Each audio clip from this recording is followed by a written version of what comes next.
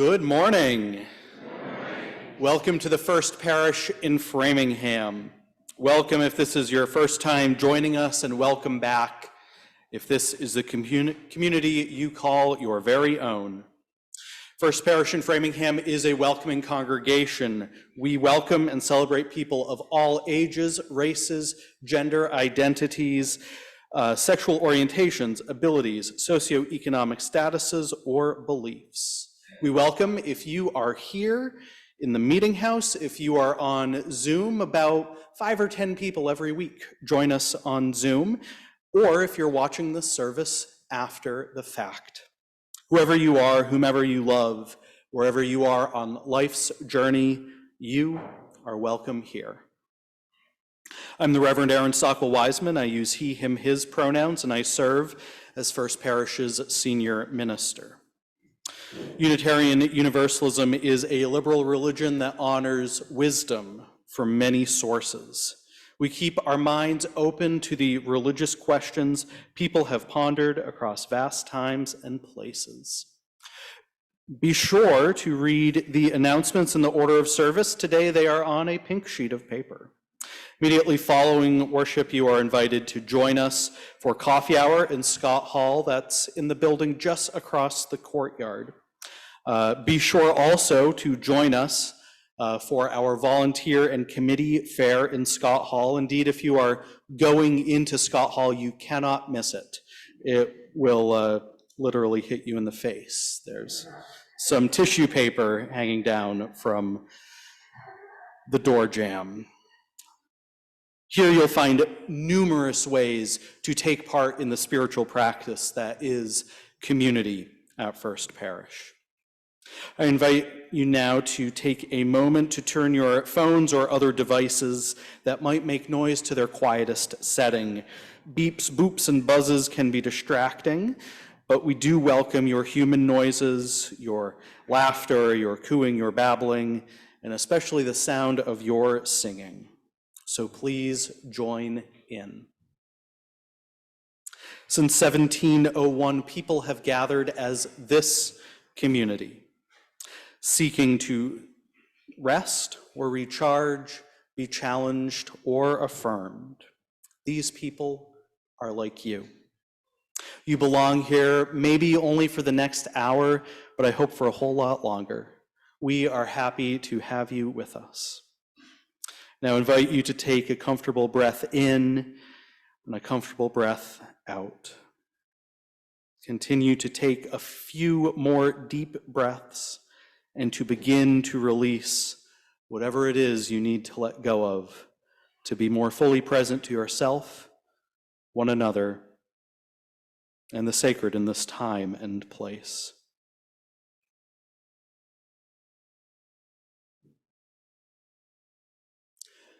A flame within a chalice is the primary symbol of our Unitarian Universalist faith. To symbolize the light of reason, the warmth of community, and the flame of hope, it is our tradition to begin our worship services by kindling the flame of our chalice. I share these words from Beatrice Hitchcock. The flaming chalice, the symbol of Unitarian Universalism. It is an everlasting flame for this community. It offers warmth to those who are cold. It provides light to those who need it. It purifies and transforms this place, this sanctuary, into sacred space, this congregation into sacred community. May its flame burn true and high and strong. So I invite you now to rise in body or spirit, both work just fine, to sing 1008 in the turquoise hymnal, When Our Heart is in a Holy Place.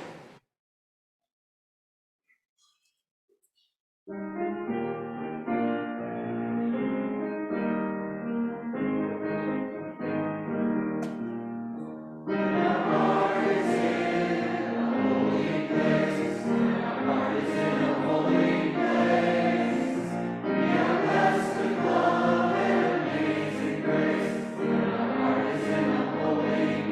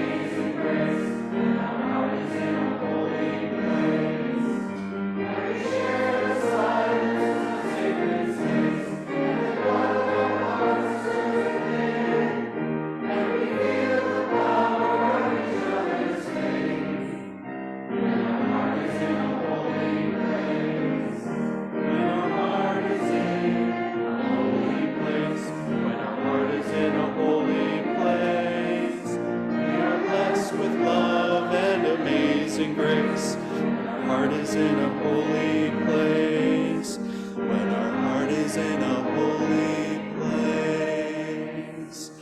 And please remain standing to sing our unison affirmation and our spoken affirmation.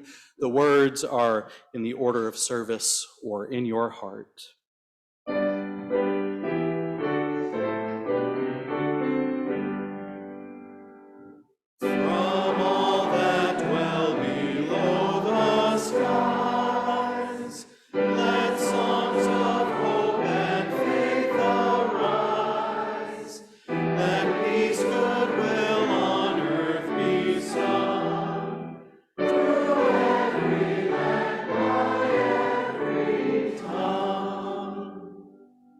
Love is the doctrine of this church, the quest of truth is its sacrament, and service is its prayer.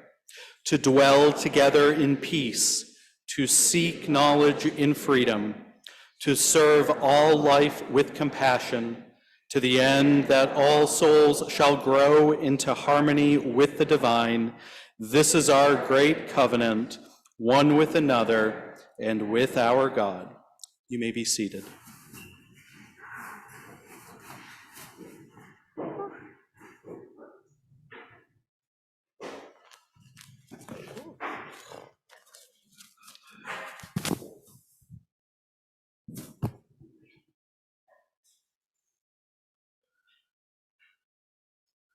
Good morning. My name is Lauren Strauss. I'm the Director of Religious Exploration here at First Parish, and I say with you, good morning and welcome to church. So this story is called The Circles All Around Us, and it was written by Brad Montague. We begin by drawing a circle on the ground along each shoe. A safe little place for just one person. Nobody in this circle but you. You could keep that circle closed to everyone but yourself, but that would be like a library with only one book on the shelf. So let's draw a bigger circle for you and your family to share.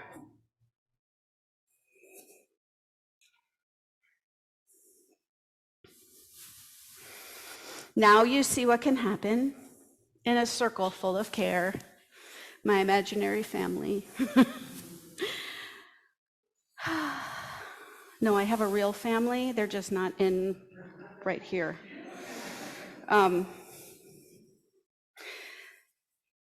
It becomes a happier circle as more loved ones come to stay.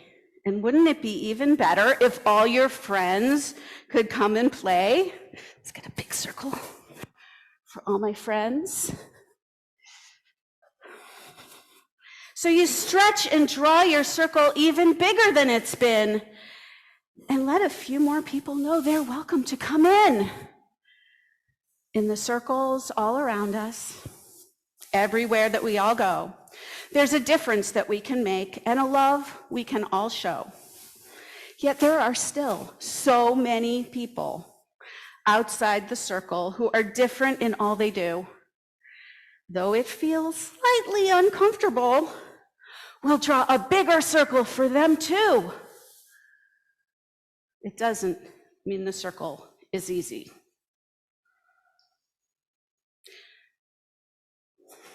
I only like singing. I only like sports. I only wear dresses. I like old comfy shorts. It can get harder the more we share. I'm team cake. I'm team pie. I'm really outgoing. I'm quiet and shy.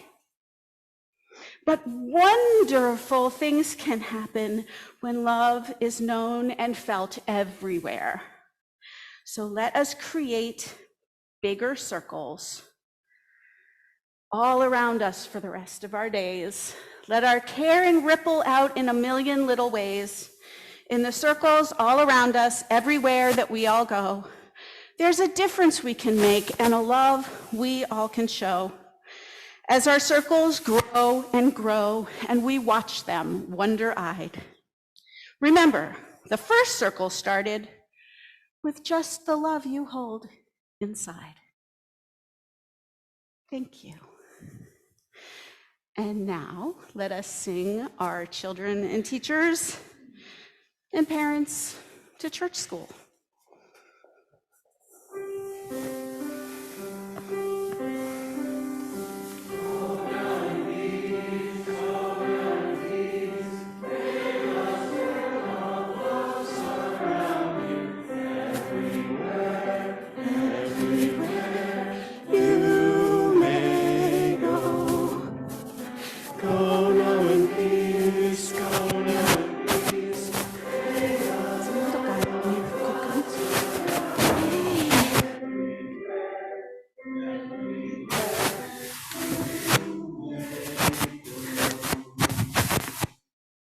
And Tom, if you're listening, could you cut Lauren's mic? It's just you.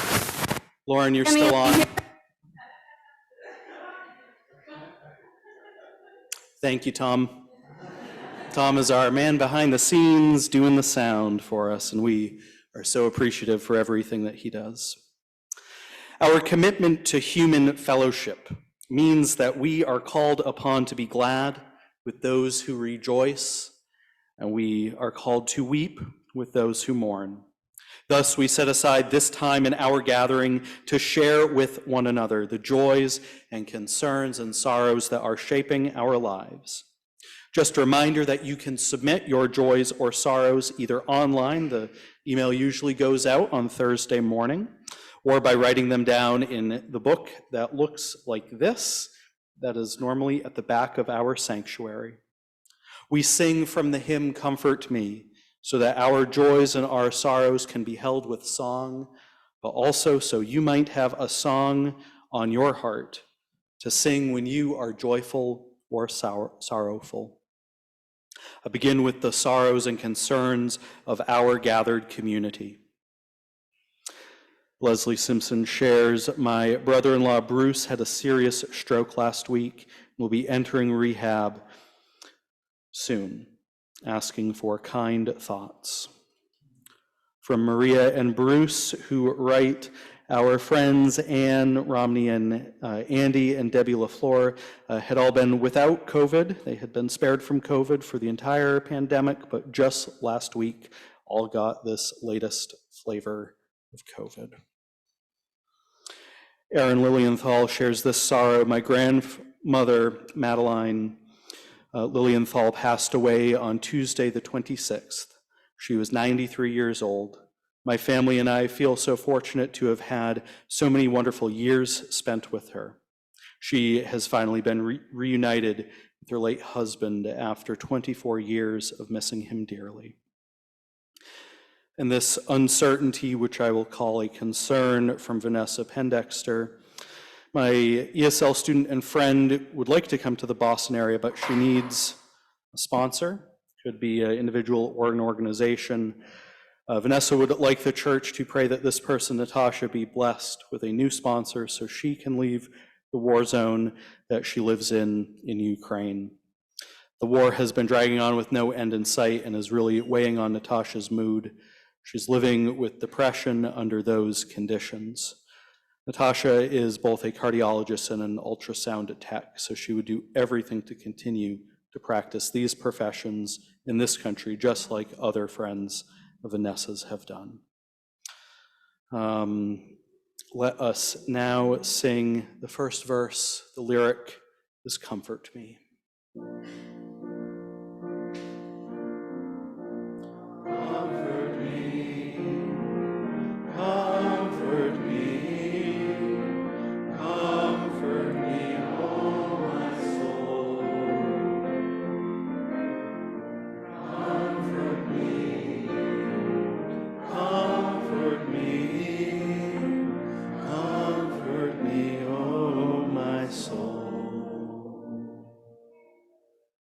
This joy from Vanessa Pendexter, who writes that my stepfather finished his cancer treatments for prostate cancer and just found out that he is cancer-free.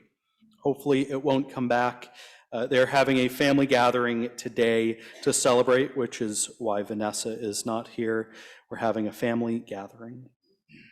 And this from Tracy Fontaine, who shares the joy. Thanks to all who came to the whiskey event from the auction.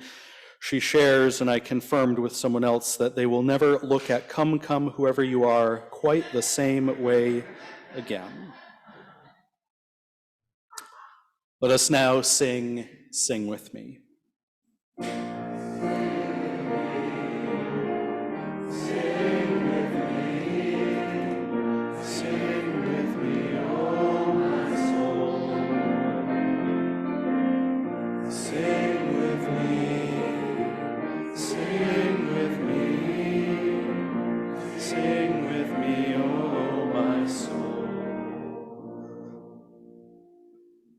We light one final candle for all of the joys and all of the sorrows too great to share. Let us now sing the verse, Speak for Me. Speak for me, speak for me, oh my soul. Speak for me, speak for me, speak for me, oh my soul. Let us now return our attention to our breath in and our breath out, feeling ourselves planted in this space.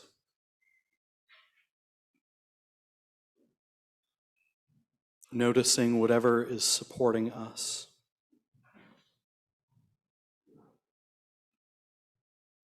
O Spirit of life and love, seen in the molecule and the atom and in the autumn leaves, turning brilliant shades of orange, yellows, and reds. Heard in laughter from friends, named and unnamed, but who calls us each by our true first name, which is beloved. We give thanks for this community, for the people who make it up, for those who lead on our behalf, our staff. We give thanks for those who have healed from illness.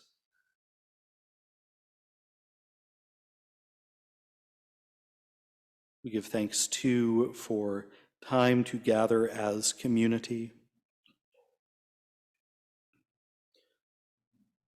In tender moments, we know that there is suffering in our world.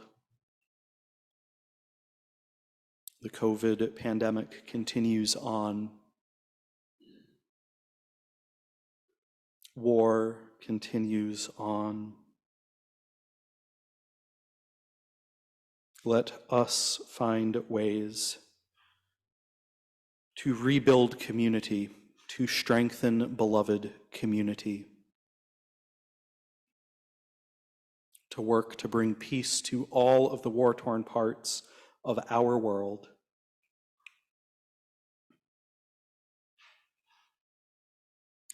And because we are human, we make mistakes.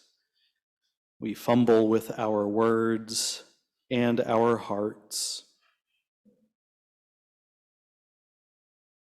And because we are human, because we still breathe, because the sun still rises, let us be comforted by the fact that there is always time to rebuild, always time to say, I'm sorry, always time to strengthen connection.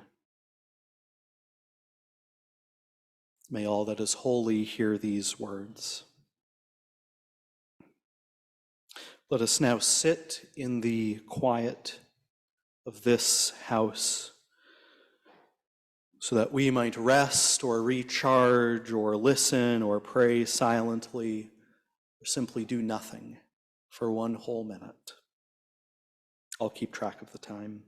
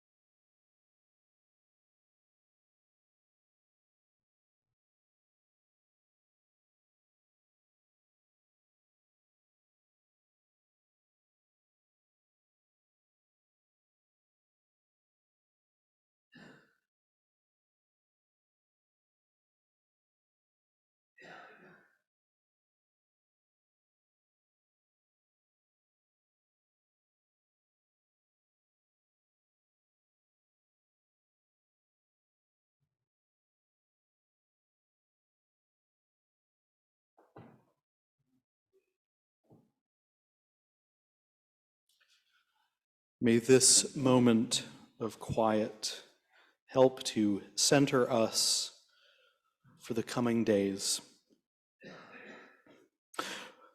Most months, we share one Sunday's offering with a nonprofit organization that is doing good work in the community. This Sunday's offering will support the Diaper Project, and Eve Benda will share about this organization's work.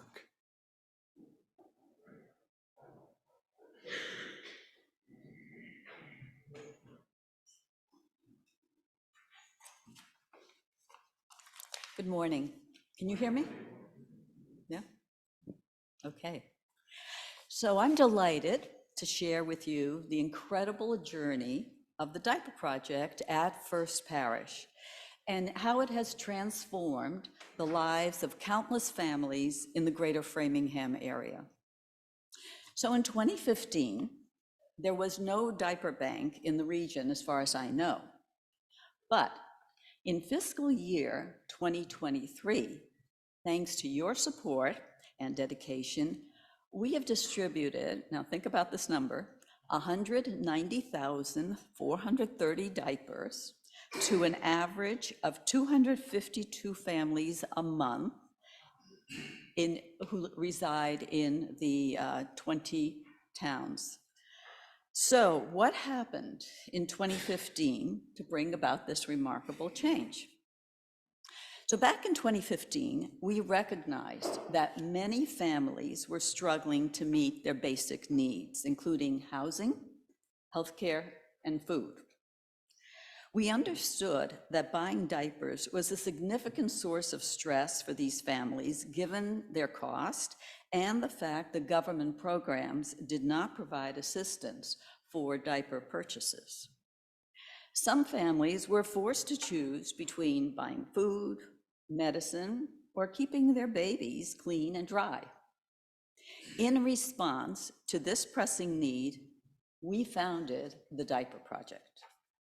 So First Parish took the lead in reaching out to preschools, faith-based organizations, social groups, youth clubs, and community organizations to host diaper drives. We partnered with A Place to Turn in Natick to serve as the distribution site for the diapers. The result? A Place to Turn has actually expanded its mission statement to state it is providing emergency food, diapers, and personal care items to our neighbors in the Metro West community. Metro West now boasts a highly successful diaper bank, and First Parish has fulfilled its vision of helping financially stressed families ensure their babies are clean, dry, and healthy. So today, I'm here to ask for your generous contributions to our Share the Plate collection so that we can purchase diapers when specific sizes are in short supply. But I'm also inviting you to become a Diaper Project outreach volunteer. And what does that entail? It means simply making the ask. All we need is for you to inquire with organizations you and if you have children, your children are associated, to host a diaper drive.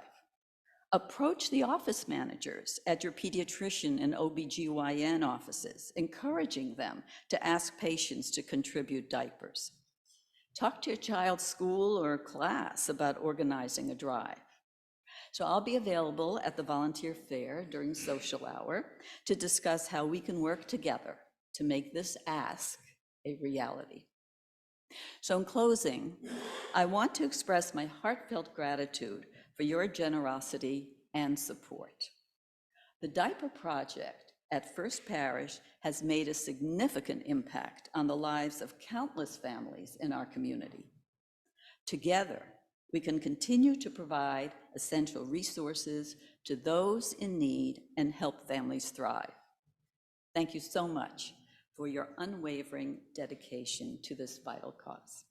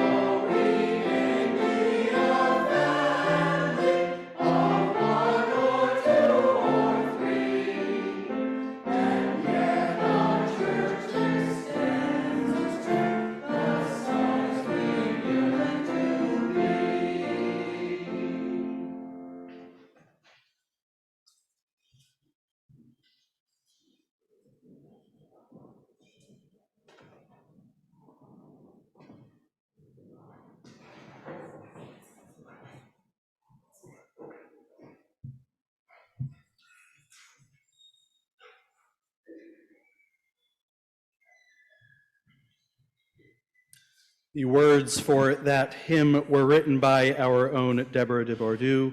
Let's have a quick round of applause. Thank you.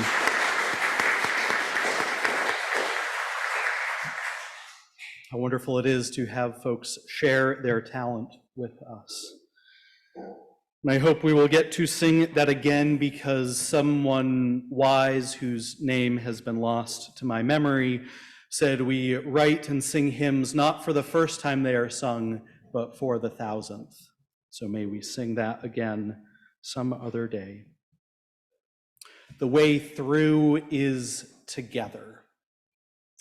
One of my favorite bird analogies, bird metaphors, is that of starlings. Now, usually when I mention this, people are quick to point out that starlings are nuisance creatures. And I say, yes, that is true. They are.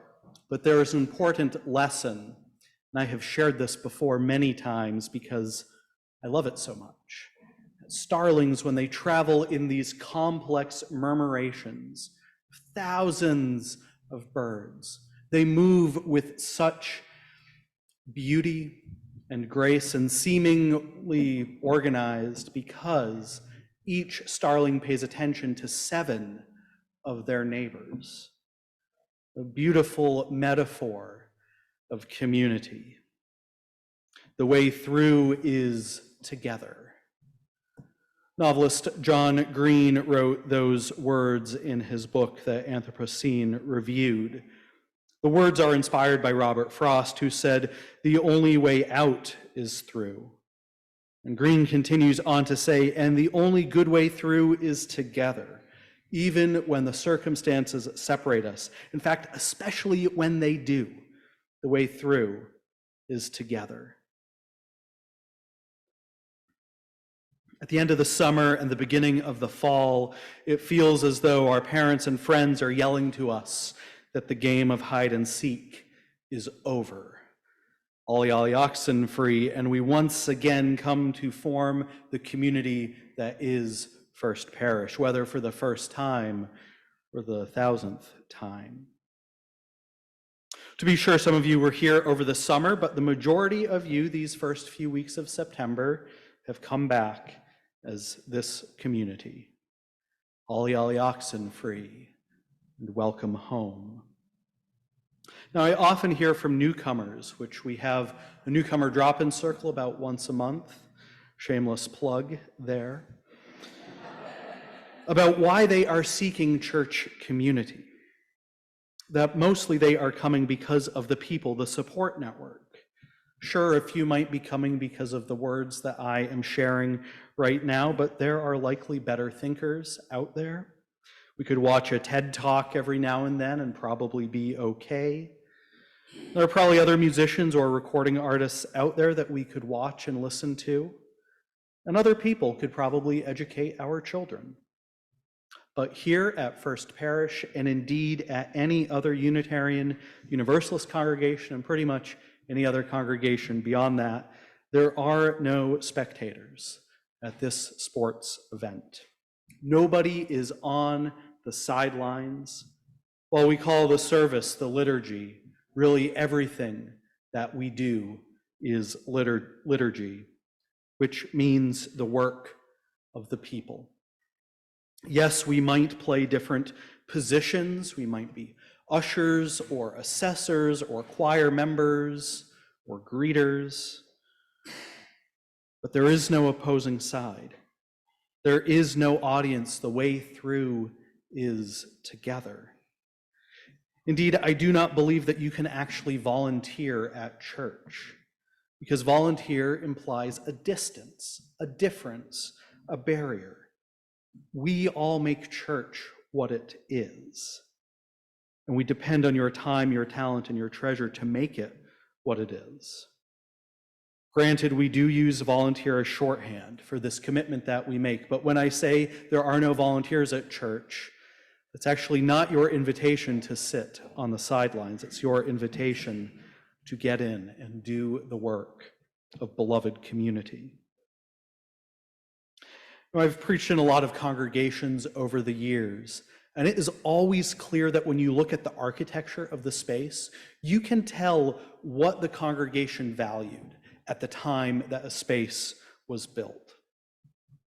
Our church was built in a time when I think they valued order and listening to a sermon, hence this pulpit and hence those pews. But I wonder, if we had to create things from scratch, what would our congregation's building look like? What would our values be?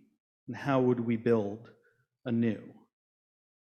The way through is together. For a bit, I want to turn to a story from a colleague from a phenomenal collection of essays on Unitarian Universalism called Testimony. And if you do pick up this book at some point, which I encourage you to do, you'll find that some of the essays are long and lengthy and are from Unitarian Universalists that you might run into every day. And other stories in here, other essays about the transforming power of our faith come from Unitarian Universalists who are incarcerated. It is a wonderful and varied collection.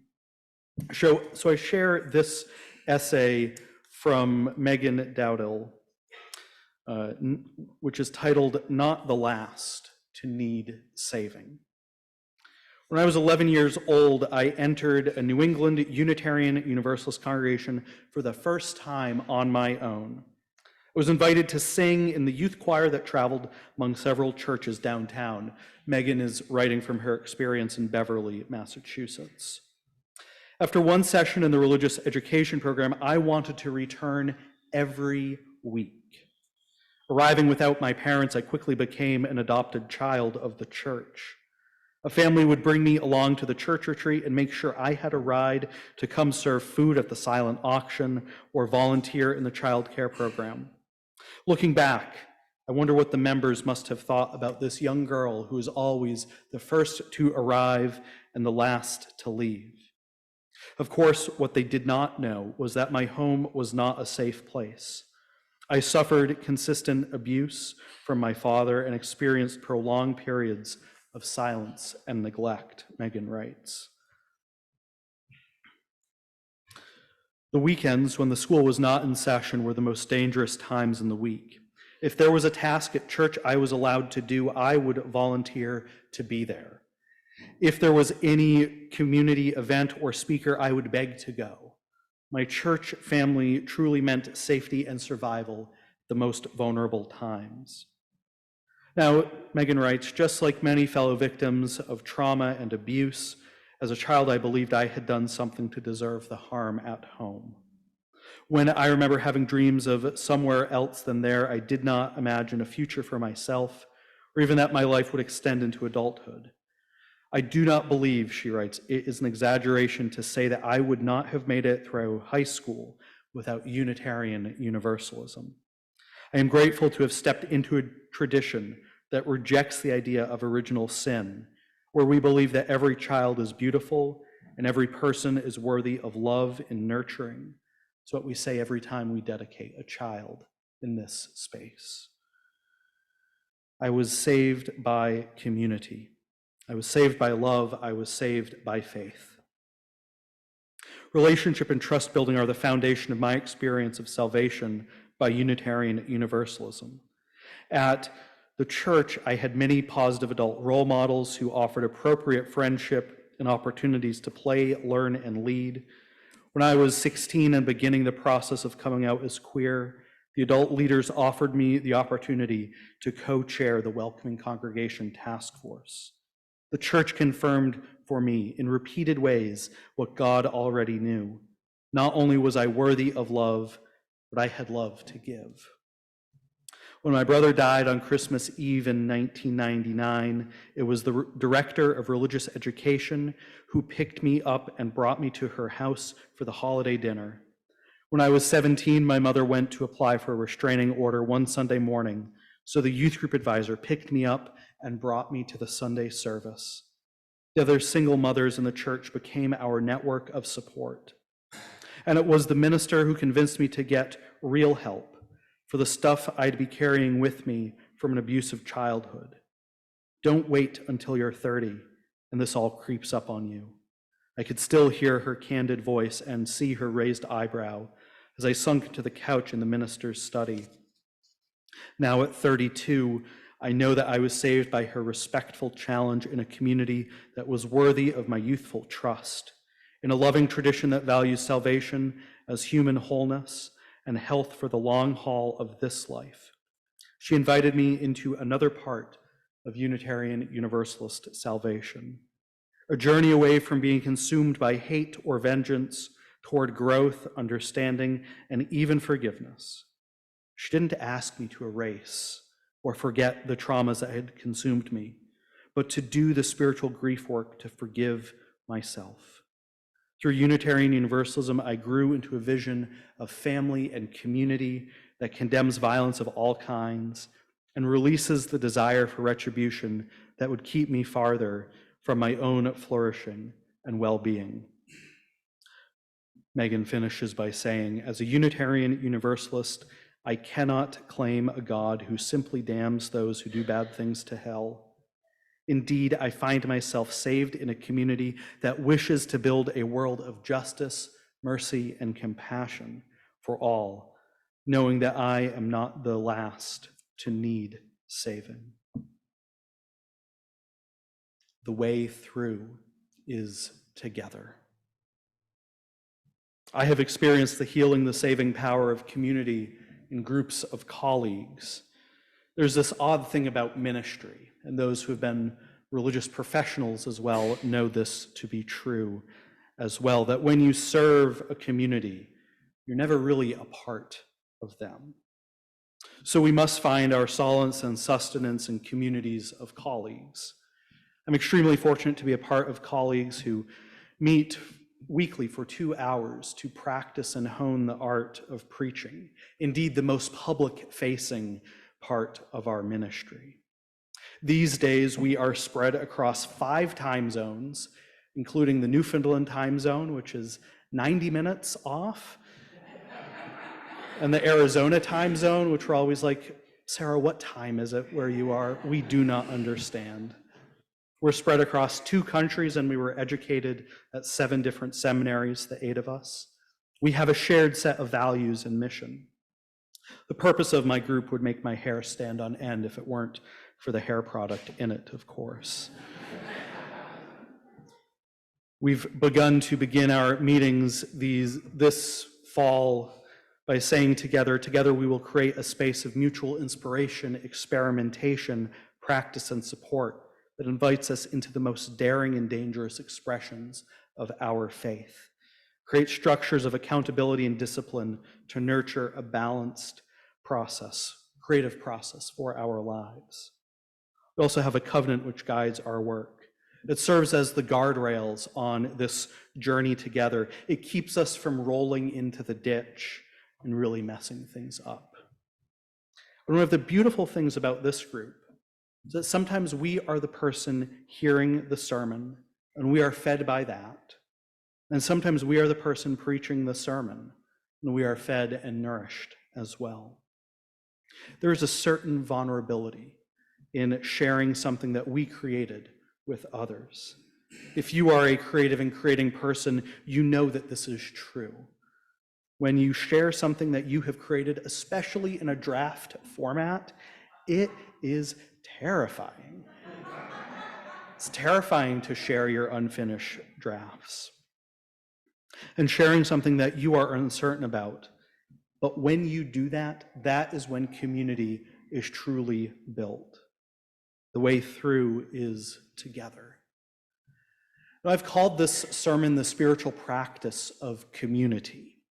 By spiritual practice, I mean any spiritual or contemplative practice that you can engage with attention, intention, and repetition. Casper ter Kuile explains we just need to be clear about our intention. What are we inviting in this moment?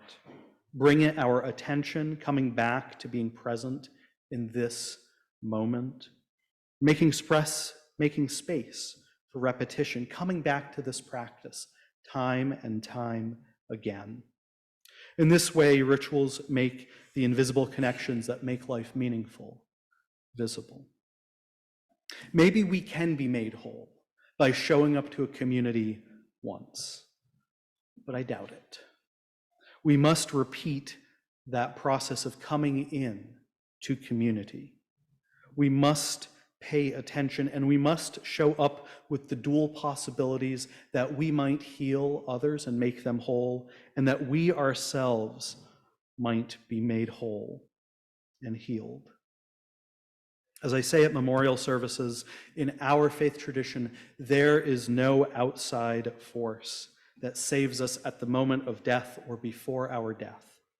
We teach that it is up to each one of us to find our spiritual truths.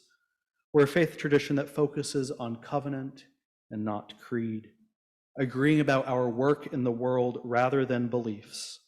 We each reach our own conclusions. Our faith does say that what matters is the way we live in this life. We work to build the common good and make our own days glad. It doesn't speak about salvation either, other than that there is a source of life and a great love that we come from when we are born and that we return to when we die, no matter what we have done in this life. Therefore, salvation, or being made whole or healed, does not occur by the divine, except if you consider, as I do, that the divine might be found in communities. We are saved, made whole, and healed by our communities.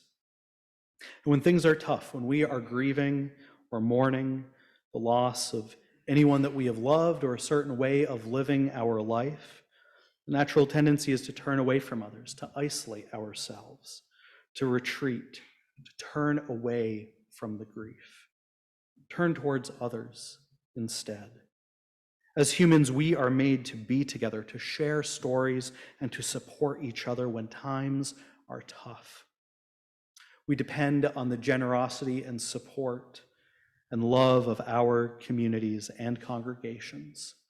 The way through is together. My friends gathered together here. Existing in spiritual community has the potential to make us whole, to save us if that language works for you. We must come to our communities with vulnerability, attention, and care.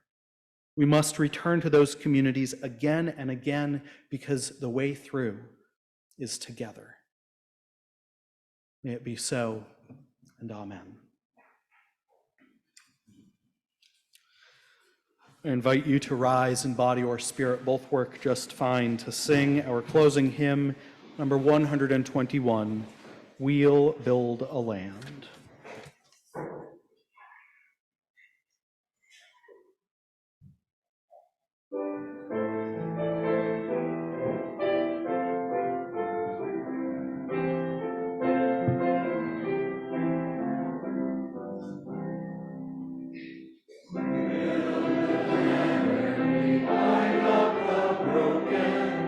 We'll build a land where the captives go free, where the old